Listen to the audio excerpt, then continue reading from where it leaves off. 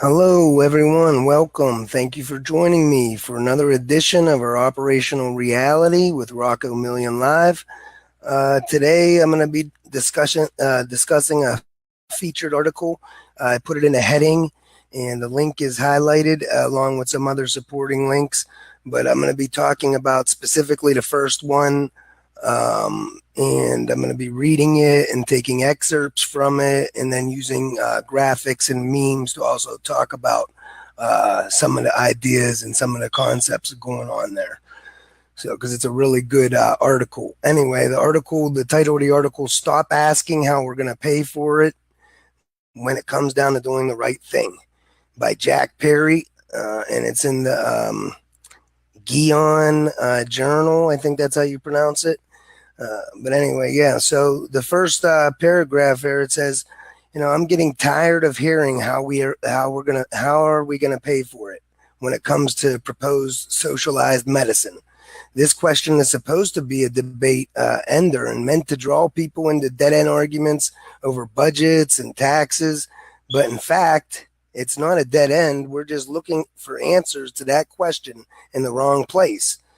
And, and so what they're saying is, I always share this one meme. We'll stop right there, and I'll read that even again real quick for people. I'm getting tired of hearing, how are we going to pay for it when it comes to proposed socialized medicine? This question is supposed to be a debate ender, and it's meant to draw people into dead-end arguments over budgets and taxes, but in fact, it's not a dead end. We're just looking for answers to that question in the wrong place. And this meme really sums this up. What happens when we do this, when we look in the wrong place. This is two very well-respected, world-renowned economists, Pavlina Chernova and Dr. Stephanie Kelton. And Dr. Pavlina, she's saying, in a fiat world, taxes don't fund federal spending. Pretending that they do has led to global self-induced paralysis. And then you see Dr. Stephanie Kelton, she says in her tweet under it, this is why I have zero patience for Robin Hood politics. The sick, the poor, and the planet have to wait while you chase gold coins in a fiat world. All right, so what they're saying is exactly what it means. It's pretty self-explanatory. But, when you put artificial constraints on the federal government to spend and pursue its constitutionally mandated policy, constitutionally mandated public purpose, people die. And what I mean by that is, if you look at the Democrats when they had control of the Congress, and Nancy Pelosi instituted this pay-go. This is where they demanded that only public purpose initiatives be revenue neutral. And this then made the bill much harder and more complex to get passed. And ultimately, we never got any public purpose spending because of this artificial constraint. Because people, they know, Nancy Pelosi knows taxes don't fund spending, but they also know that the public believe that taxes do fund spending. So they play on them fears. And this is how they're able to protect their private purpose agenda, and they're able to protect the neoliberal duopoly. This is how you know they're right-wing neoliberals that, institute pay-go just for public purpose spending, but not for the military or endless wars or bailing out the bank. You don't ask about, there's no pay-go, and then those initiatives come up on the chopping block. and no one ever questions it. The mainstream just goes right along with it. And so it's ridiculous. In reality, taxes can't fund spending. Taxes can't even be collected until government first spends dollars into existence. So it's completely illogical to think that taxes can ever fund the federal government or federal spending. It would be like starting a game of Monopoly by collecting rent. It's impossible. Money always needs to be issued first. It's the same way with federal spending. Federal spending funds taxpayers who then pay tax or buy bonds. It could never be vice versa at the federal level. It's just simple logic. And so, apply logic. Think about that again. They want you to believe that government has to tax the rich or cut the fence, to get more revenue to do its job, for the government to do its job and spend on society like it's constitutionally mandated. But Congress has the power to purse. Congress is constitutionally mandated to also mint tax to provide for the general welfare and common defense thereof, to ensure domestic tranquility. That's our Constitution. So, and they know that, but they know we don't know that, and they play on that. So, but everybody who serves in the government understands that the Congress has the power to purse. Every time they pass a spending bill, we've been spending trillions in bailouts and endless wars, corporate welfare, and we haven't raised taxes or even thought about raising taxes or borrowed anything from 08, at least from the global financial crisis in 08. And we haven't still been able to hit our inflation target rate.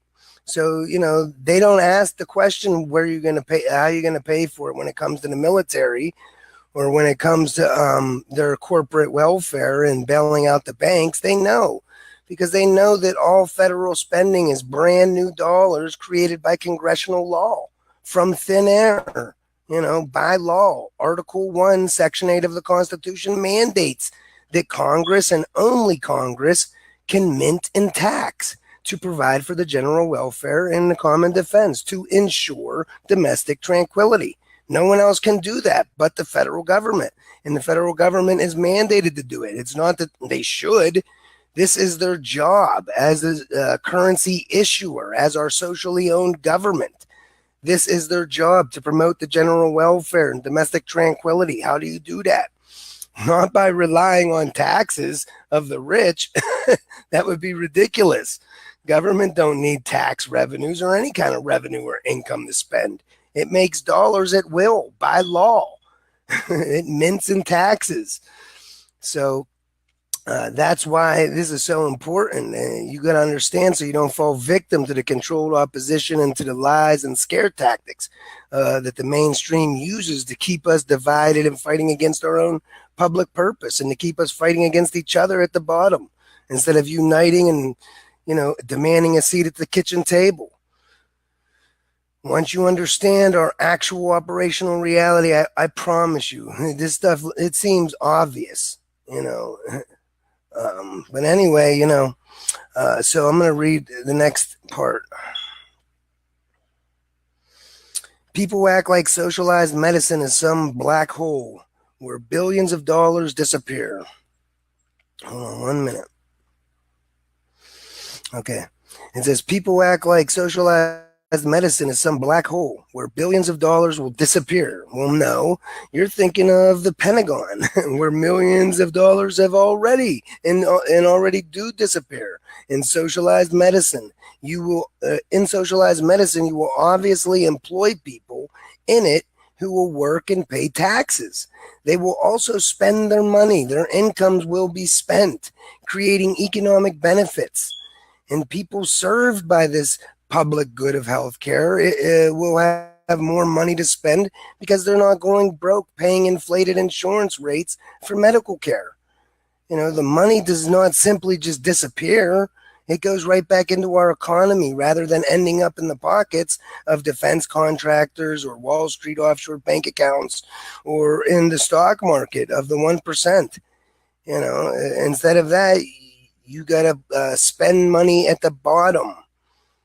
provide with a federally guaranteed living wage job program, providing essential public goods and services like top-notch health care for all, like top-notch education for all, like elderly care, like, all that stuff. This is that our mainstream is so radical and extreme, and we're so far to the right that basic decency and basic common sense seems radical now. Government doing its job and providing for the general welfare is radical. But like they said, the money don't disappear when you're paying. If the government's paying doctors to administer health care, for instance, all right, them doctors have money, then they can spend on all kind of stuff, and the people that are getting this public service, now they have more money because now they're not spending all this kind of money on private insurance, because private insurance simply inflates the cost of health care. And so it goes right back into the economy. They also put it right back into the economy, but because that's spending at the bottom. People have needs at the bottom. You give them money, they put it right back in the economy. That's how you balance a consumer-driven economy like ours. So the next paragraph, it says, see, in a socialized medical system, we can pay the genuine costs and not the ballooning costs created by the need for profit. All right. So in a socialized medical system, we can pay the genuine costs and not the ballooning costs created by the need for profit margins. Keep in mind that most corporations need a 20% growth per year to consider themselves successful. So in the insurance industry, that would mean medical costs must go up, not down. Corporations are not out there to find ways to offer the best quality for the least amount of money. It's the exact opposite. They're out there to provide the least quality for the most money. That's why healthcare has no business being for profit. It's an essential public good. But it goes on to say, how can we justify this attitude when it comes to the health of human beings? If anyone says, well, how are you going to pay for it? They should be asked this question. Suppose your child or your spouse or loved one was trapped in a burning building. Firefighters arrive at the scene, but you're asked, how are you going to pay for the rescue, sir? How are you going to pay for the rescue, ma'am? The response to both questions should be the same. It's ridiculous. And then the next thing it shows FDR talking about his Bill of Rights. And it talks about the capitalism cheerleaders always tell us that the market will fix it. But the market has not fixed it. Even the half-assed market government hybrid of Obamacare has failed after the market itself could not deliver on the now nearly 100-year-old promise. All right, the market has had plenty of time. Plenty of people had died waiting. Time is up. Now is the time for the market to get the hell out of the way. Again, capitalism, it delivers the least for the most money. That's the name of the game. That's putting profit over people. All right. That's why, for-profit markets can never meet the needs of everybody. But especially when 60% of America is poor and don't even have a savings account, then especially for-profit markets can't meet the needs of everyone. That's why we have a socially owned government that's constitutionally mandated to mint and tax, to provide for the general welfare and common defense thereof, to ensure domestic tranquility. The government don't need to worry about profit. That's why it never needs revenue or income. All federal spending is brand new dollars created by law from thin air per Article 1, Section 8 of the U.S. Constitution. All right, so government is not revenue constrained. Government can always spend for the public purpose. Government can always buy anything for selling dollars because it makes dollars at will from thin air by law. And debt denominated in dollars can never be a burden to our government because we make those dollars at will from thin air by law. Again, so, think about it. They don't want us to understand this simple truth, because then the public would demand that the government spend dollars from thin air by law to buy up all unemployment and maximize our productive capacity meeting everybody's base needs in green, sustainable ways, in a way that raises everybody's standard of living without raising taxes or making cuts. They want their private purpose agendas protected, their fascist private purpose agenda. That's the ruling class. That's what the neoliberal status quo is all about. They hate the public purpose, and they don't want us to understand. If they get even well-meaning leftists to think that we have to tax the rich or cut defense or end the Fed or end capitalism, then those well-meaning leftists are going to be on the hamster wheel of life, trying to get government more revenue so it could spend and do its job. Government never needs revenue or income. It can always just simply make money. All spending is done this way, and so it's how they get us to accept artificial scarcity. That's why it's so important, because once we understand this, they can't deny us. We have all the power collectively. All right. The only problem is too many of us believe the mainstream lies and scare tactics that were specifically designed by the ruling class to keep us divided and fighting against our own public purpose. So our operational reality destroys all those lies and scare tactics with simple logic. And because of that, it unites all sides in solidarity for the public purpose, first and foremost. That's what the knowledge of our operational reality does. Once you understand how our actual operational reality, you will no longer fight to tax the rich so the government can spend on society. You will no longer fight to cut defense. You will no longer say end the Fed or overturn Citizens United so government can do its job. You will simply fight for government to do its job. And you will understand what that job is. Right now, most of Americans, they don't understand because our government, like this meme here alludes to, the mainstream wants you to think of socialism when you think of public purpose spending initiatives like healthcare for veterans or healthcare for sick people or anybody, or strong public education. They want you to think of socialism. They want you to think of socialism, when you think of food for children that can't eat, or Social Security even for elderly. They want you to associate all the public purpose. This is government's job. They want you to associate it with the word socialism, because in our minds, they know the majority, they don't understand federal finance. They know that the majority thinks socialism means higher taxes to pay for all of it, to pay for other people. And so it puts a negative it makes us think about socialism in a negative way. All right. And therefore it makes us think about the government's job in a negative way. And it makes us not even want to demand government do its job. We'll feel somehow dirty for demanding that government, maintain true full employment, like that makes us dependent on government. When in reality, everybody's always dependent on government. Government owns everything. Government's the supreme authority. If you have a job that pays dollars, you're always dependent on federal spending to maintain paid employment. Federal taxation is what created unemployment. Government taxes us in the private sector. Now we're willing to sell our goods and labor to get dollars so we could pay our tax, stay free, and keep our stuff. That's called unemployment. That's how government then provisions society with all those essential public goods and real resources using paid employment.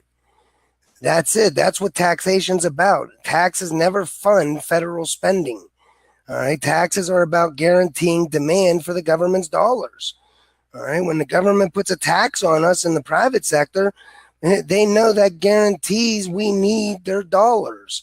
So now we will sell our goods and labor to get these dollars and survive, pay our tax and stay free. And now government has tons of unemployed people. It can provision society with roads or legal systems and sanitation systems and military and education using paid employment. But the people, they don't get it. They think the taxes fund the government. And so government needs to tax the rich. No, that's not the function of taxation. It's never been the function of taxation, even on the gold standard. Government always has to spend dollars first before taxes could be collected or before bonds can be sold. So it's just simple logic that, government never has to borrow or tax to spend. Borrowing and taxing could never fund our federal government or fund federal spending. It's impossible. Again, it's simple logic, but most of society, we've all been taught, that government needs tax revenues. Government borrows. It sells bonds for revenues to spend. It hasn't been the case since 1971 when Richard Nixon took us off the gold standard. Everything changed, but they didn't change the textbooks. They didn't change our education. And they did that on purpose. And we see on this production chart here the consequences of not understanding the change. Okay, because that around 1973 is around the same time. Around there is when Nixon took us off the gold. Capital realized that this, government now has unlimited money, but the people don't, and the people didn't realize it. So our production stopped going when our wages stopped rising with our production. All right, in the 70s, the full employment policies of the New Deal were killed by both parties, who now target 5% unemployment from the 70s. All right, and this is the result of that class warfare, because they're targeting 5% unemployment. Again, that's systemic abuse, personal responsibility, good working skills that can't fix this systemic abuse. All right, when we target 5% unemployment, even if every worker has the best job skills and every worker has the most motivation to work, if we're targeting 5% unemployment, we would still be forcing millions to be unemployed and poor. All right, so it's a systemic abuse that can't be fixed with personal responsibility. But people don't understand that, and they want to punch down and talk about lazy poor people and this and that, when in reality, we're all victims of class warfare, and this chart proves it. From the 70s, government's been targeting unemployment, forcing millions to be unemployed and poor. Now, what's that do? That keeps a buffer stock of unemployment for the capitalist class to wage war on labor with. This is how they keep all of our labor wages down and our working conditions down. It's class warfare, wage stagnation, because now the boss don't need to give me a raise. He has millions of people outside unemployed, and they're so desperate they'll do my job for starvation wages under horrible conditions. All right, that's why our wages have been stagnant from the 70s, while our productivity and our cost of living and their corporate profits are all at record highs. It's not by accident, it's wage suppression. And it's right here in this chart. This is what neoliberalism does. All right, it starves the economy of public spending, of dollars, with reduced deficits, targeting unemployment. And then that creates, fosters these starvation wage jobs. And so people they end up over time, they end up with not enough disposable income to buy production and survive. So we're all forced into private credit just to consume production and survive. And because private credit always dries up, that always leads to booms, busts, and bailouts. And government always needs to move back into a huge deficit position anyway, just to bail out the rich. It's sadistic, artificial scarcity, untapped productive capacity. Government can always buy up all unemployment, and maximize our productive capacity, meeting everybody's base needs and raising everybody's standard of living without raising taxes or without making cuts, without ending the Fed or ending capitalism, without anything. Just all government has to do is write a bill, and they will do that when we collectively force the issue. People want to cry and say that we don't have democracy in America anymore. They've missed the issue. The fact is, the majority always has all the power collectively. All right, there's either the majority allows a fascist government, or the majority doesn't allow a fascist government and demands government satisfy its public purpose. But either way, they're deciding something. It's not the oligarchy, it's us. We are deciding to believe lies and scare tactics. We are deciding to punch down, not the oligarchy. We're believing their bullshit. We refuse to apply logic. We got to understand this and put the blame where it needs to be, because the oligarchy is irrelevant. The bribes of the rich are irrelevant. Even rigged elections are irrelevant. When the people rise up in unity and solidarity, we can't be stopped. All we got to do is put our hands in our pockets, and the capitalist class is whooped. Literally, all we got to do is stay home from work and watch America grind to a halt without ever firing a shot. Go back to work the very next day.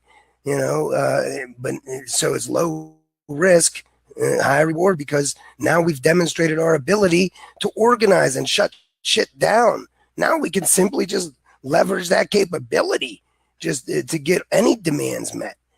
This is the way every working class gain has been got throughout history. To get the New Deal, you look at this meme again, to get this New Deal, that caused the great prosperity that we see in the first section of the meme from 47 to really 73, that's under the full employment policies of the New Deal and FDR, which balanced our economy for many years, took us from the Great Depression to the number one superpower in the world. The ruling class didn't want FDR 4 times in a row. They didn't want the full employment policies of the New Deal, because full employment gives labor all the collective bargaining power. And that's when our wages will rise with our productivity. And that's why they did. And that's why we had this was the best time in American history. Kids straight out of high school had careers that can, take care of their whole household with a single income, leaving a parent to stay home with the kids, raising a strong family unit, not vulnerable to drugs and crime and gangs because the parents have to work starvation wage jobs or be on the black market like it is today with the status quo of neoliberalism. No, we need to go back to, it ain't radical. We did it. Go back to the policies of the full employment policies of the New Deal. It's only logical. You want to balance a consumer-driven economy, you have to spend at the bottom so that most people have an ability to spend and consume. When you're targeting unemployment and fostering these starvation wage environments with class warfare, unemployment, that means that people are forced into private credit. They don't have the dollars to survive. That brings all kind of instability and problems. Makes us live a precarious existence. Instead, we need to collectively force Congress to buy up all unemployment, up front, targeting true full employment with a federally guaranteed living wage job for everyone who wants one. And this is how we maximize our productive capacity. We can rebuild all of these crumbling communities throughout America. No longer would people have to drink poison water. No longer would bridges be collapsing. No longer would schools be understaffed. No longer elderly cares would be understaffed. We could have a much better society, and we buy into all the propaganda. We think we have to chase down offshore jobs, for instance. They're offshoring all our jobs. We need to get those jobs back. We used to be a manufacturing nation and make everything. That's when we were strong. No, that's not really true. I mean, we did do that, but the fact that we get cheap imports is great. We don't need those offshore jobs back. This frees up our work to then focus on society, raising everybody's standard of living with essential public services, using a federally guaranteed living wage job program, all right, to balance the economy up front. So people aren't dependent on private credit to survive. People aren't vulnerable to predatory lending just to survive, and then you don't see this graph is of a pay gap, and it's representing huge wealth inequality, wage stagnation. And again, that means it'll translate into a spending gap. People don't have the money to spend. So our economy is horrible. And the status quo says that trickle down is how you do it. So give more money to the rich. And they're the job creators. They're going to make more jobs and make everything all right. It's bullshit. And even the Democrats, they believe in voodoo trickle down economics. You could give the rich people all the money in the world with tax breaks. You can do all kind of stuff with subsidies too. All right. Rich people will never invest in an environment where they cannot sell their production, where most of America is broke and has no disposable income. This chart shows there's no demand in our economy. We're far under demand. So that means that we got way more production and supply than we do demand to consume it. All right. So giving the rich people more money and expecting them to trickle it down, and it doesn't make sense, because why would they expand their business and hire people and invest in their business with that extra tax break when they know that there's no demand in the economy, because 60% of America doesn't have a savings account because of all these starvation wage jobs and the class warfare.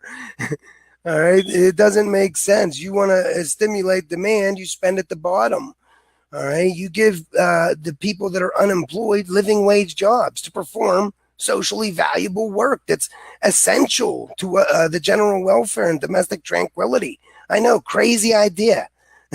That's what the government's for. That's why public debt for society and a higher standard of living is the entire point of dollars in government to begin with. This is why we have government. We got communities crumbling all over America in need of work that's essential for the general welfare and domestic tranquility. We got millions of people all over America that would love to do that work.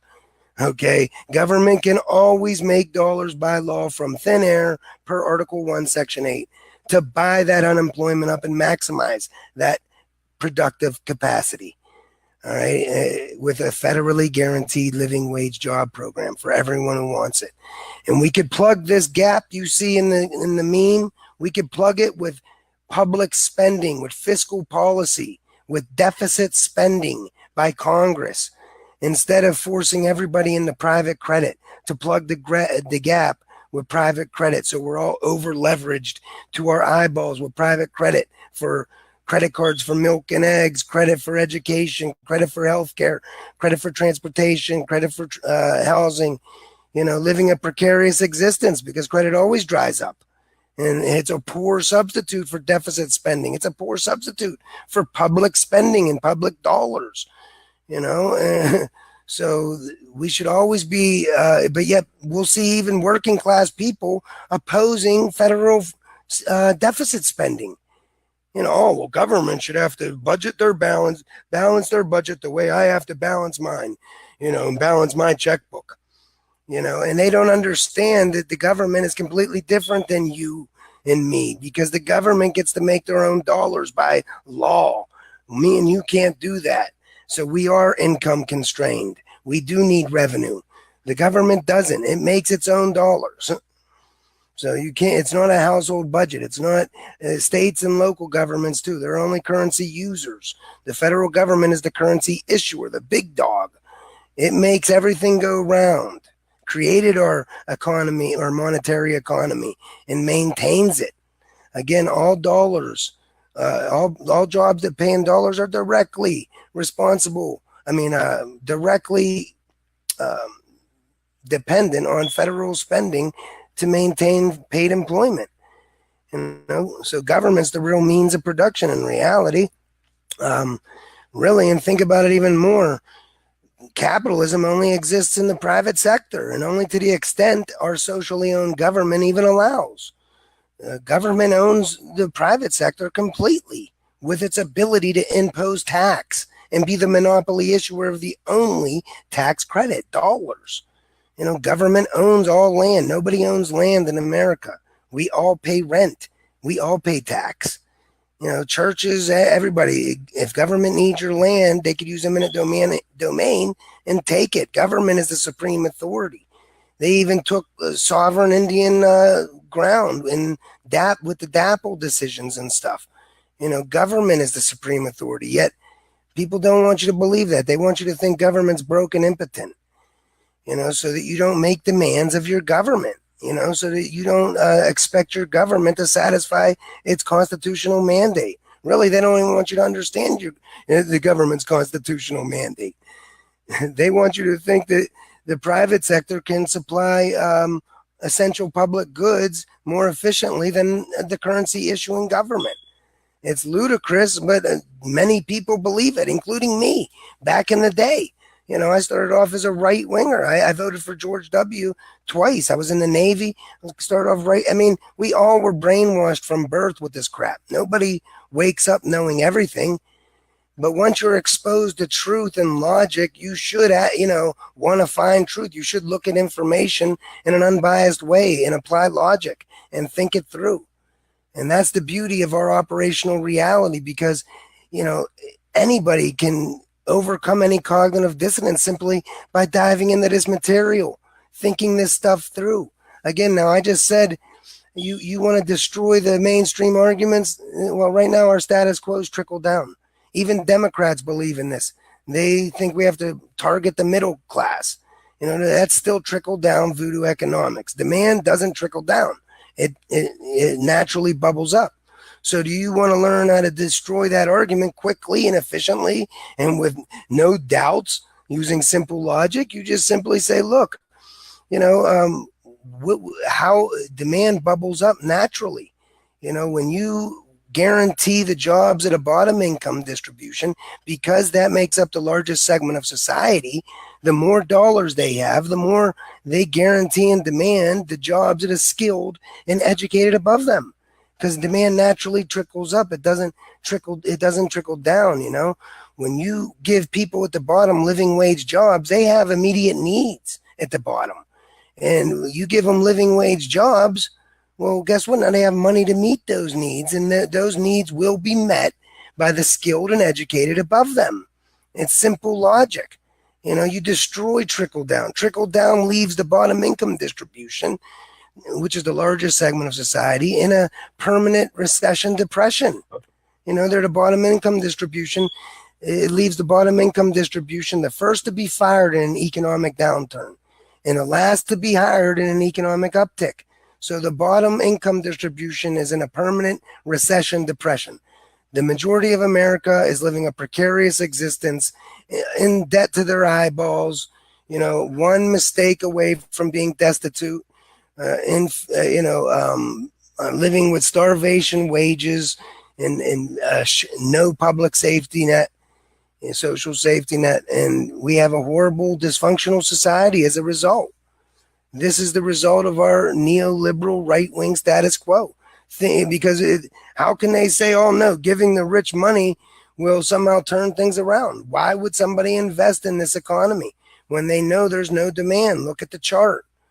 The people at the bottom have no demand. Look at the facts. We have more private debt right now than we did even before the global financial crisis in 2008.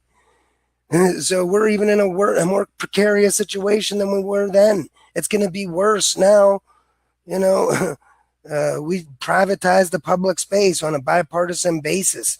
All right, for-profit education, for-profit energy, for-profit healthcare, for-profit infrastructure, for-profit military, for-profit justice.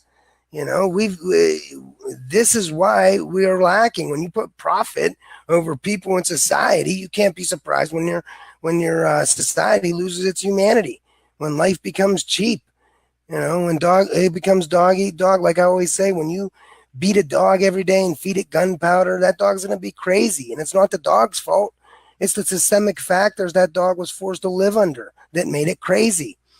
All right. The same goes for society. When you're inflicting economic and police terror on a systemic level in your society, when you're putting profit over all, you're teaching people to put profit over society and people from birth.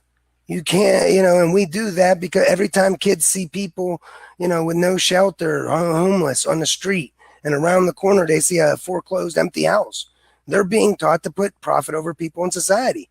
Every time we see our friends and loved ones die of treatable, preventable illness because of lack of cash, we're being taught to put profit over people in society, even subconsciously. Every time we see people lose their freedom or lives over a flower or a peaceful behavior in a vice war, subconsciously at least, we are being taught to put profit over people in society. This is not how you ensure domestic tranquility. It's common sense, guys. Government's job is domestic tranquility, the general welfare of society. And instead, from the 70s, on a bipartisan basis, our government has been engaged in a class war, all right, on labor by targeting unemployment and starving our economy of public spending with reduced deficits, forcing us into tons of credit, again, with starvation wages. And if you don't believe me, here you go. Look at this. This is a great meme to talk about. Then I'm going to get back to the article. All right.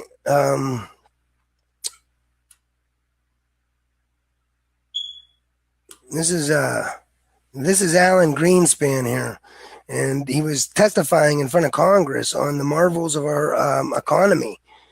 And this was in 1997. This was Clinton's man, by the way. And Clinton's a known neoliberal. I won't get into all the stuff now, but he was. And this was Clinton's man. And, he was testifying to Congress under oath on the marvels of the economy he was running.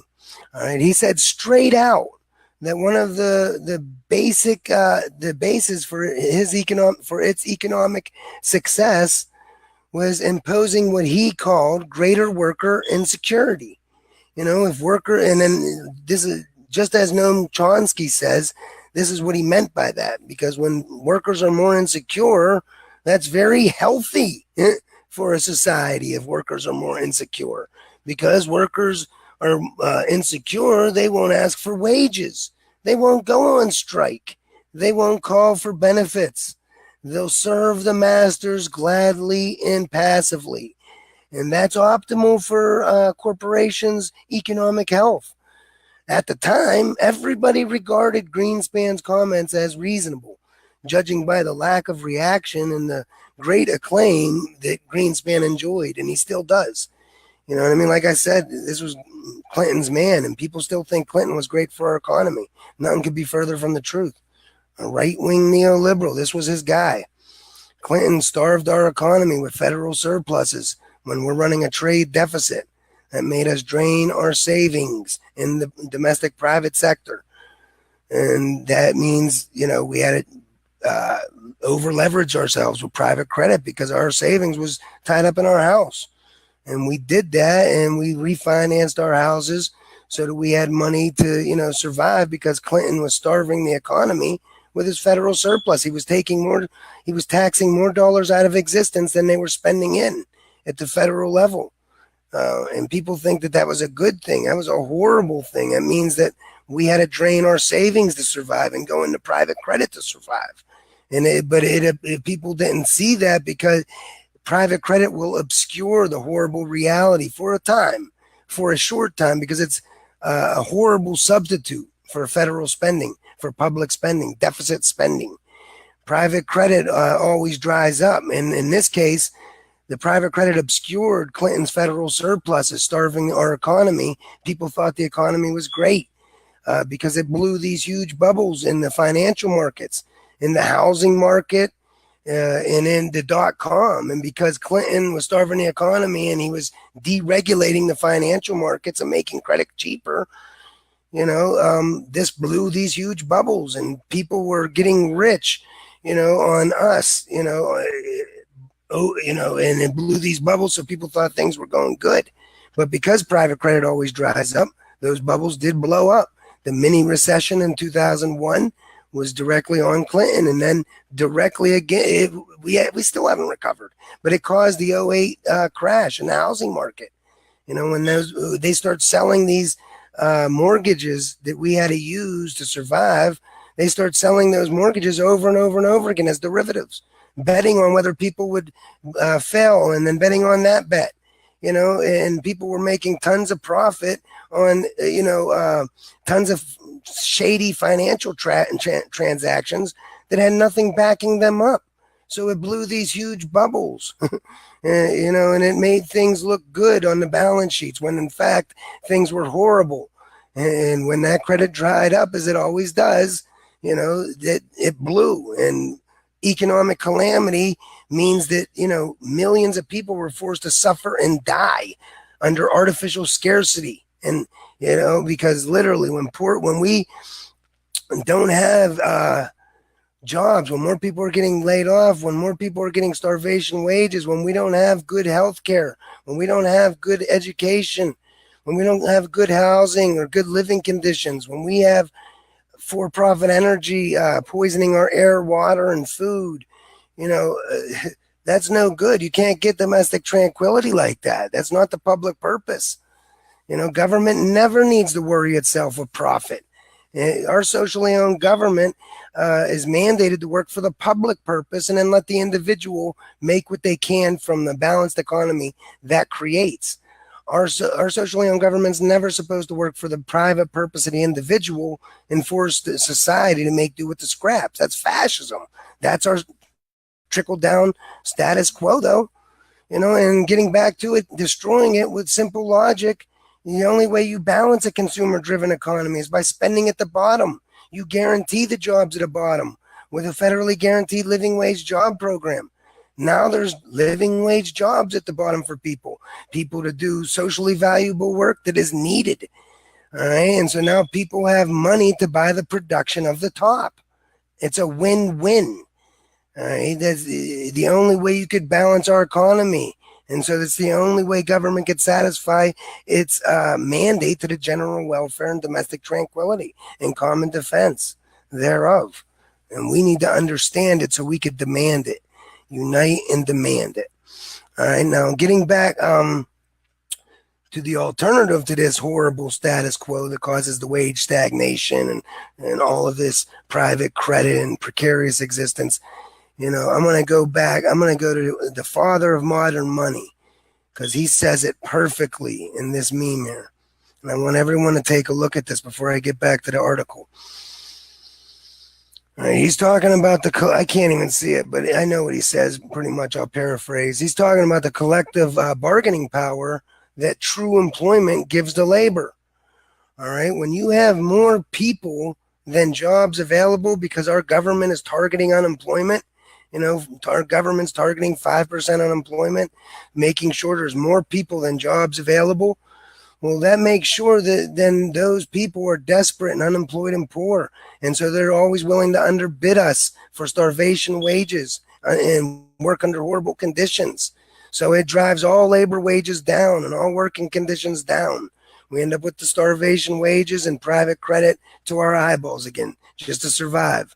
All right. Instead, if our government keeps a buffer of true full employment by targeting true full employment with a federally guaranteed living wage job for everyone who wants one, well, now there's more jobs than there is people available. All right. So there's not enough people to fill all the jobs.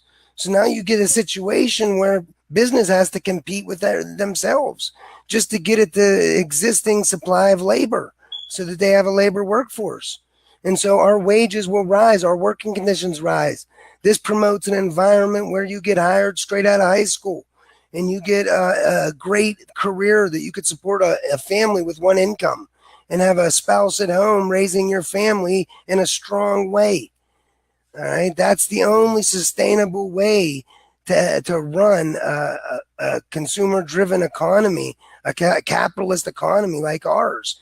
And we could do it in a green, sustainable way, too.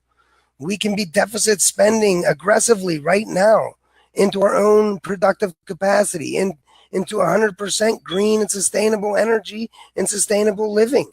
There's nothing stopping us except for the greed of the 1%. And really that isn't. It's the us collectively.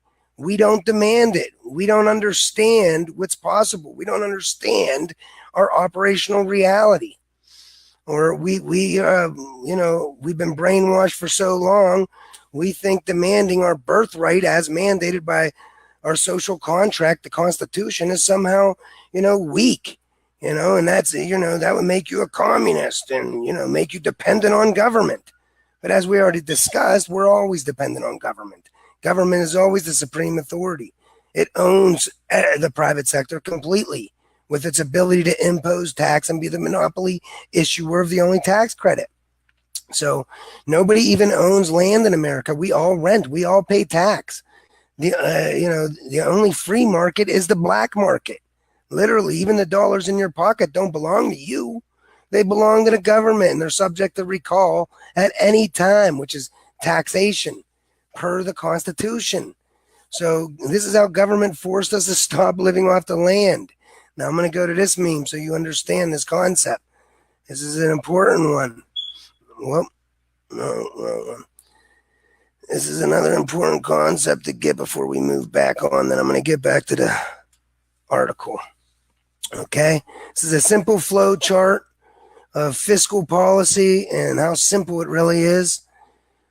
All right, and as you see, it always starts off with one thing. The government needs real resources. It needs essential real resources to satisfy our social contract, the Constitution, to promote the general welfare and provide for the common defense, to ensure domestic tranquility. It needs real resources, like a military for defense, like, top-notch education and healthcare, like infrastructure, legal system, sanitation, you name it.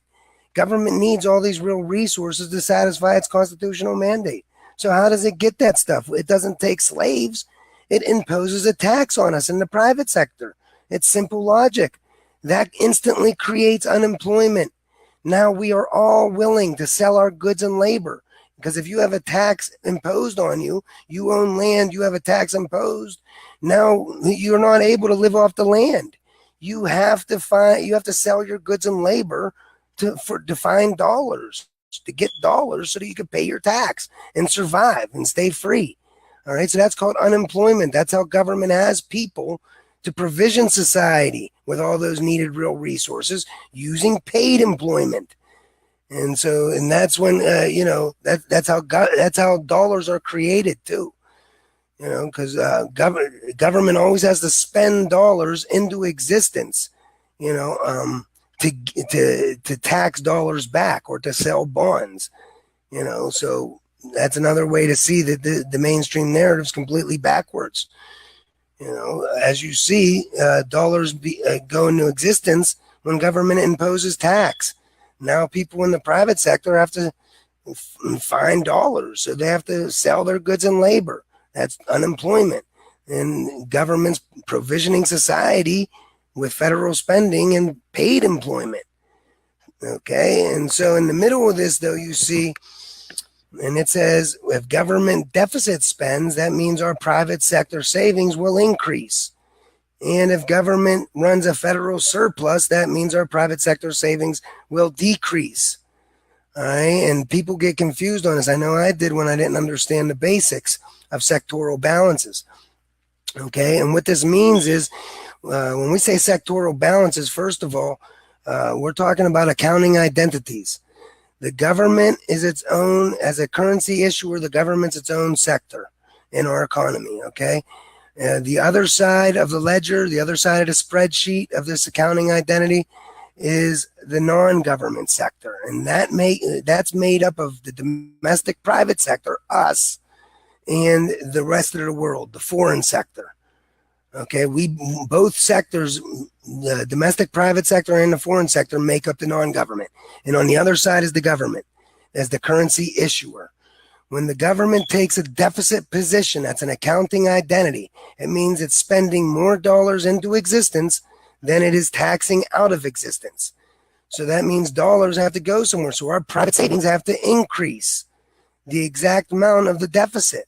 So the government's deficit is our private savings surplus to the penny every time in the non-government. All right, and that's accounting identity. It's not opinion, it's a scientific fact. That's the only way you can get net dollars in the economy, net savable dollars in the economy is by deficit spending, by government spending more dollars into the economy than it taxes out. That means it's leaving net dollars in the economy, net savable dollars in the economy that we could use to do business with each other. That's how the economy's born. Okay, and then it's up to government every year to keep injecting new net financial assets, new net dollars by deficit spending. to keep the economy going and to provision society with needed real resources. So most years of Americans' existence has been deficit years. In reality, it's only been like 7 or 8 times our government has ever been foolish enough to try to balance the federal budget or run federal surpluses. Even though most Americans believe that federal surpluses and balanced budgets are a good thing, in reality, they understand, the lawmakers understand this. They understand that, when you take more money out of the economy than you spend in with a federal surplus, the economy can't be doing good. That necessarily means by accounting identity, our private sector must be in deficit. We must be draining our private sectors or getting smaller because to still consume production and survive, we must use private credit, get leveraged up to our eyeballs to replace the public spending because of that federal surplus, especially when we're running a trade deficit. When we're running a trade deficit, that's another leakage of the dollars from our economy. So now definitely when you're running a trade deficit, now even more so, your federal government must run a large enough federal deficit to offset the foreign sector surplus that they get from our trade deficit, and still to put our domestic private sector in surplus. So what that means is if we would try to run a balanced economy, or in the 90s when Clinton ran his federal surplus, horrible, all right, for a few years, while we were running a trade deficit too. All right, so we were already losing a lot of our dollars to China and other countries. And Clinton ran a federal surplus, which starved the economy. So that means by accounting identity, we were forced to be in deficit. We were forced to be in private credit. And that means the private sector is in deficit. The economy can't grow when the private sector is in deficit. That's why every time our government tried to do it, it's always followed by, recessions and economic calamity. It's only been done like 7 or 8 times. But, again, they don't want the public to understand this stuff. They want you to think that the government's run like a household, like your and my household is, or like a corporation is. That's why they always make the comparison. Well, he's a good businessman, so he'd be a great president, or he'd be great in government. Because they constantly want to make that comparison so that we think of government as a household. When households are currency users, they don't make dollars. Only the currency user can make dollars, the government. It's mandated to mint and tax. So debt for the government isn't the same as debt for you and me. Government debt is our asset in the non-government. When the government spends dollars into existence, it's the government's liability. The government's promising to accept those dollars back to extinguish our tax obligation. So it's an accounting identity. Those dollars, it's the government's deficit. We'll say they deficit minus 10. Okay, that means they spent $10 more than they taxed. Then they spent $10 more than they taxed out. All right, so that necessarily would mean that we have a surplus of 10 net savable dollars in the non-government. All right, and so the government's deficit by accounting identity is our private sector savings surplus to the penny. Those are our dollars in existence. When the government spends $10 more than it taxes out, it runs a deficit of 10. On the government side of the ledger, it's an accounting identity of negative 10. Now, in the non-government sector, that's an accounting identity of positive 10 net savable dollars. All right, that's sectoral balances. And if you add both sides together, the government's deficit of 10 and our surplus of 10, that nets to 0 and cancels out always. So this is accounting identity. Sectoral balances don't lie, and they always net to 0. The government's deficit is our surplus. So, the government's deficit added together with our surplus is always nets to 0. And that's sectoral balances. Now, if the government deficit's 10 into the non-government and we're running a trade deficit of 5%, now you got to imagine maybe now $7 going to China and leaving our economy. And that only leaves our domestic private sector with $3 and not enough to survive. And we're in deficit, and because the trade deficit, we have to account for that. It takes the government's dollars. The foreign sector is always going to be in surplus. So by accounting identity, that means our government must run a big enough deficit to cover the foreign sector surplus and still put our sector, our domestic private sector, in surplus. If government tries to run a balanced budget or a surplus by accounting identity, it means the domestic private sector is in deficit, because we already know the foreign sector is in surplus, again, because we run a trade deficit. You understand now? So this is the way it is. This is the only way it can be. Taxes can't fund the federal government. Bonds can't fund the federal government. You can't collect taxes. You can't sell bonds until government first spends dollars into existence. All right, so lawmakers understand this. All right, this is simple logic that can't be denied. This is the flow chart, and then when it shows here, when government taxes the dollars out, they are destroyed or deleted. All right, they're not used to fund. All right, so you see, taxes are born when government needs real resources. So it imposes tax on the private sector. This creates the demand for dollars. Now people need dollars, so they're willing to sell their goods and services. Government makes the dollars and buys the goods and services. Now, when government deficit spends, now our domestic private sector and the non-government has net savable dollars left over that we could do business amongst each other, and the economy is born. And it's up to government to keep on injecting more net savable dollars by deficit spending every year. At that point, when there's more dollars in existence from government deficit spending, and then there's a bunch of different causes for why somebody may or may not hire you. But the original thing that creates unemployment is federal taxation, and only federal spending satisfies that condition with paid employment. And even credit is denominated in our net money supply.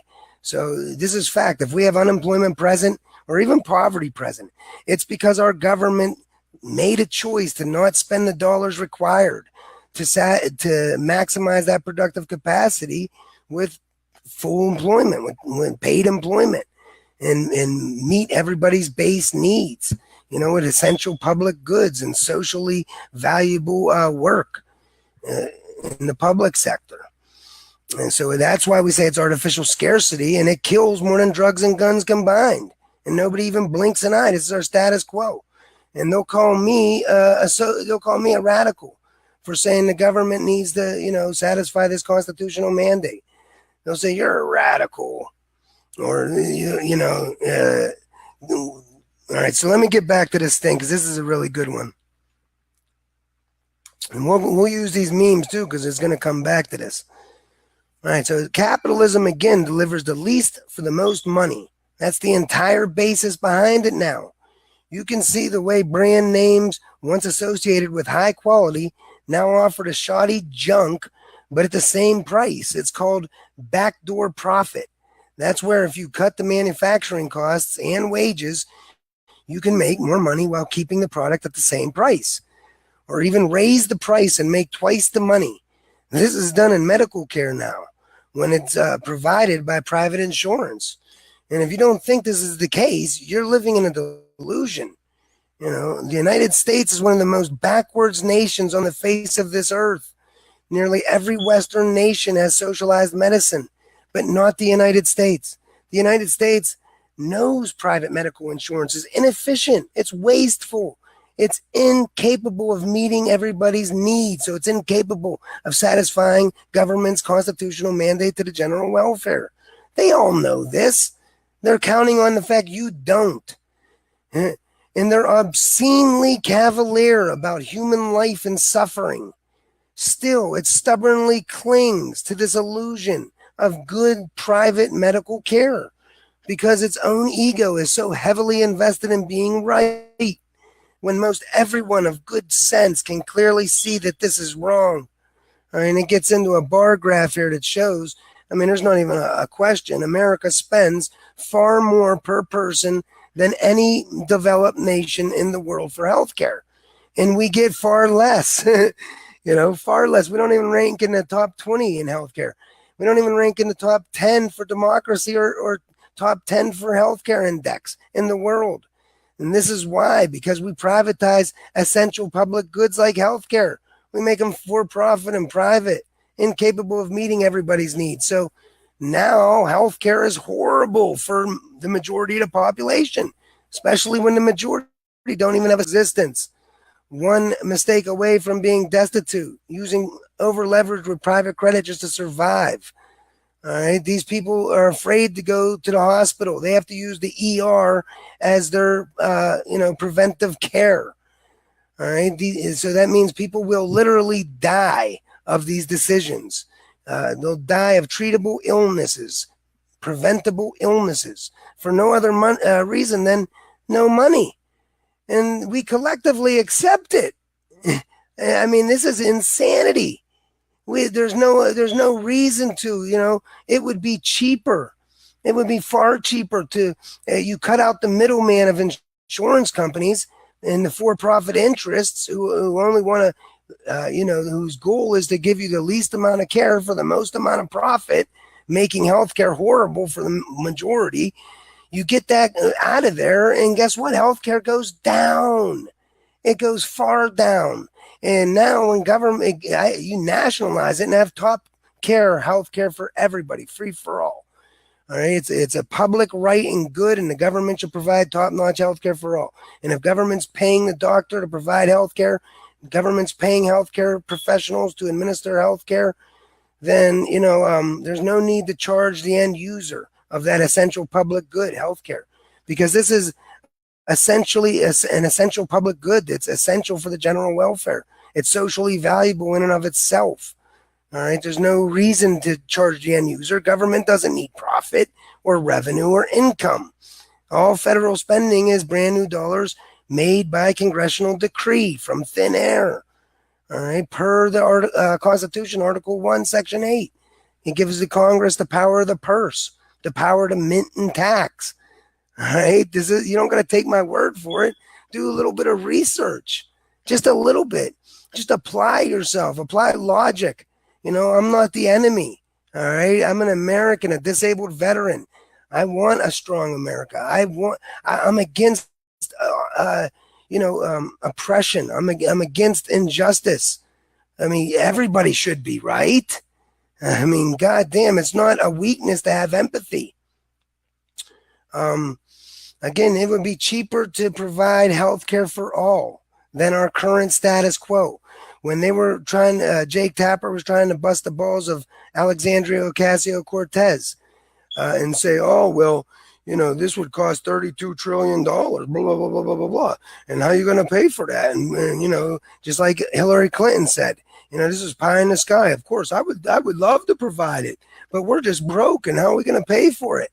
Well, in reality, like Dr. Joe Firestone was pointing out, and Bernie pointed out, and Alexandria Ocasio-Cortez pointed out, in reality, really, Dr. Joe says they were wrong in their approach. They went too low.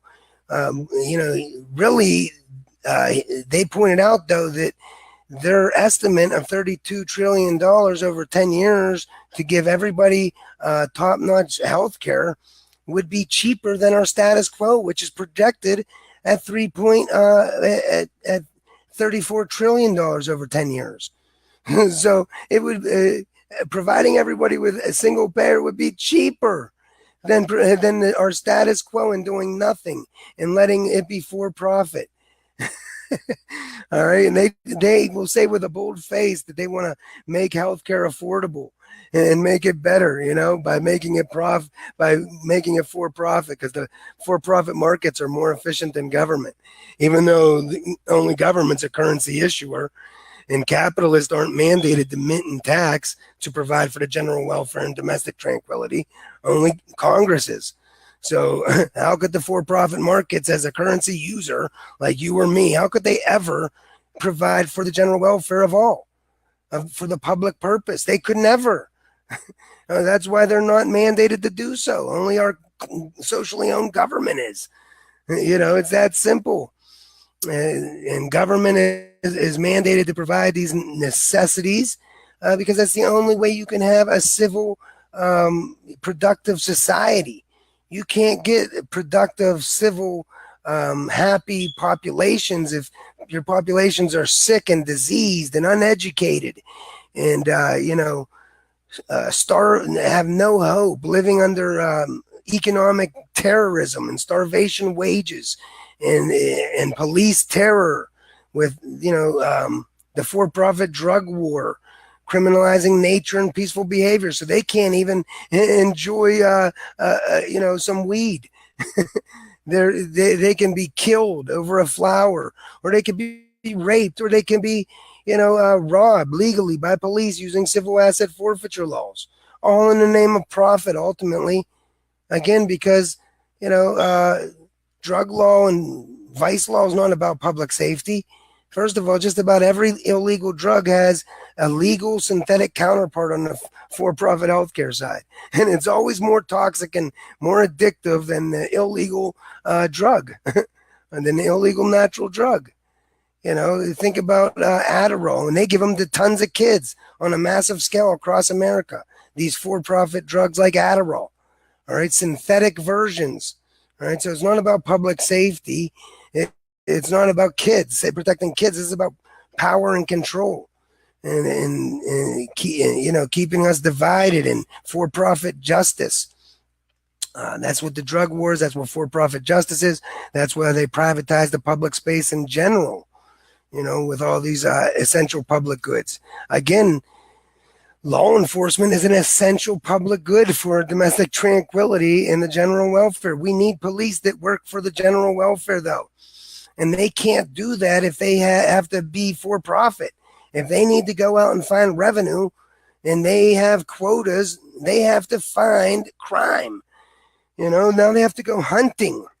And they will always target the most vulnerable communities by nature. And you don't got to believe me, look it up.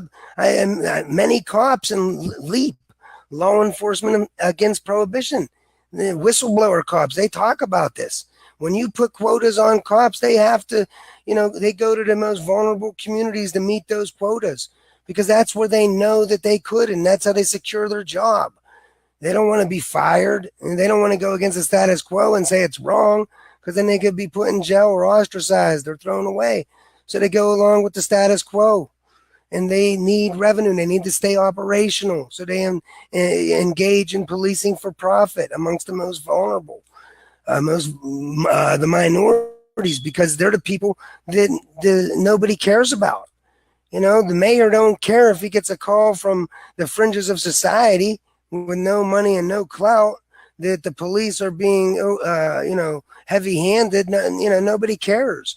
Now, if the police are in Upper Manhattan, roughing up Wall Street traders, and using these heavy-handed, jackbooted tactics on them, a few phone calls to the mayor, and that cop would be working traffic or be fired. So that cop won't do that. They know instinctively, even if they don't admit this stuff, subconsciously they understand it, and so this is why it's counterproductive to the general welfare and the public purpose to privatize the public space. Instead, our federal government can always fully fund all police departments so that they don't have to rely on policing for profit. They don't have to get revenues to stay operational.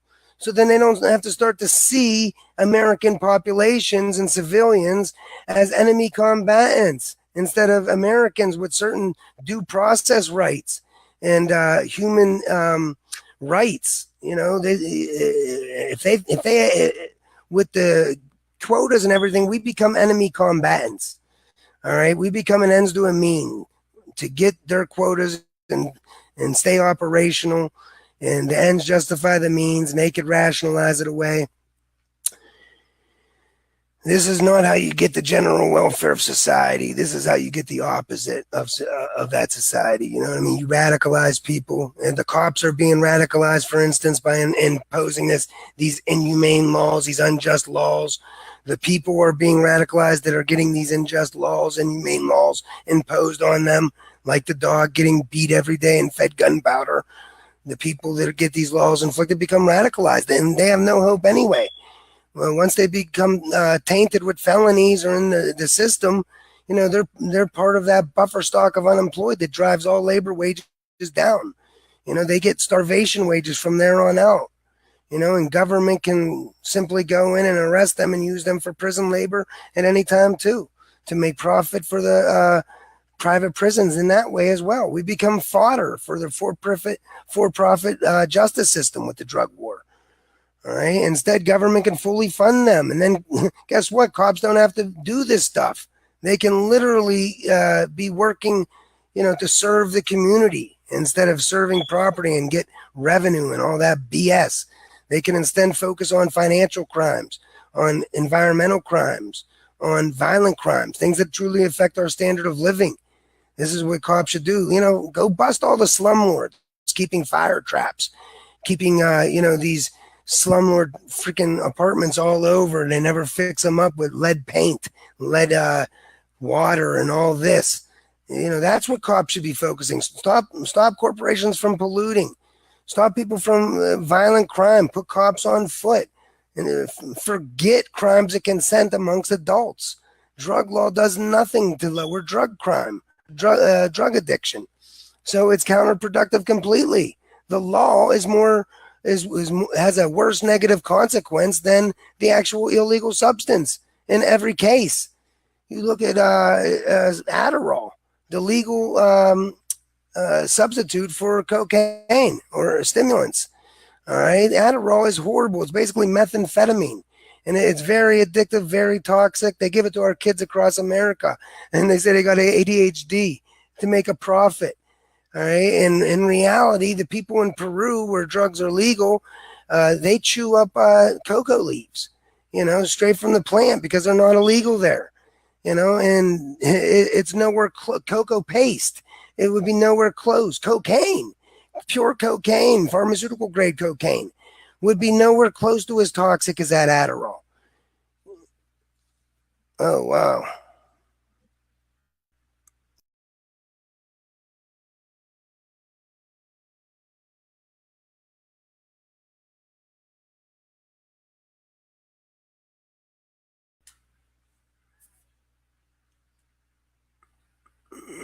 Okay, did this break out? It didn't show me, so I'm going to start again. Yeah, but anyway, let's have some questions. I know there's only one person right now watching. Yeah, the smoke, it's not even a smoke alarm. It's a carbon monoxide alarm. But yeah, I mean, this is it. I was talking about for-profit justice. This is another place where we privatize the public space real quick. And, we do that by making cops have to find revenues to stay operational, policing for profit. And they naturally will go to the most vulnerable communities to meet their quotas so that they can secure their jobs. And that's counterproductive to government's public purpose, to the general welfare and domestic tranquility. People become radicalized, extremized. Cops become desensitized. The people that are getting these laws inflicted become radicalized, desensitized. And then even the middle class and the rich that watch from afar, they have to become indifferent to all this pointless human suffering. They are even getting radicalized. Okay, so cops start to see American citizens as enemy combatants, as an ends to a means to an end, to get revenue to stay operational, instead of American citizens with certain due process rights and human rights. That's what policing for profit and quotas are always counterproductive. Government doesn't need to focus. I mean, police shouldn't have to focus on revenue to stay operational. They should have to focus on protecting our society. Go after environmental crime, financial crime, violent crime. Go after slumlords, making fire traps and leaving poison paint on and poison water for tenants all over town. This is how you raise our standard of living, not by focusing on crimes of consent for adults. All right. This is a complete waste of time. It doesn't lower addiction rates. Drug laws do not. All right? It's all about control and profit. because every illegal drug has a for-profit synthetic drug on the legal on the for-profit healthcare side, and it's always more addictive and toxic than the illegal substance. And the laws themselves are more negative. They have more negative consequences on society and on individuals than the illegal drugs themselves. And so the laws are supposed to protect us from these illegal drugs, but yet they're more harmful than the actual illegal drug or activity. So it's counterproductive. Why do we have it as the status quo? Why isn't everybody talking about this? We could instead actually do far better and really fight addiction and fight violence and crime in our community, fight exploitation in our community by providing people with hope, giving them access to living wage work to rebuild their communities with a federal job guarantee, give them access to a ladder out of poverty for a better tomorrow, give them good public education, good living standards, good water. Don't have food deserts. Don't have essential public goods for private and for profit, ineffective at meeting everyone's needs. If people don't have these base needs like healthcare, education, housing, mass transportation, things like that, if we don't have green, sustainable energy, then it hurts the general welfare. We can't have domestic tranquility. All right. People suffer and die needlessly under artificial scarcity. So please repeat it daily. Scream it from the rooftops. All right. This is the most important thing we can do.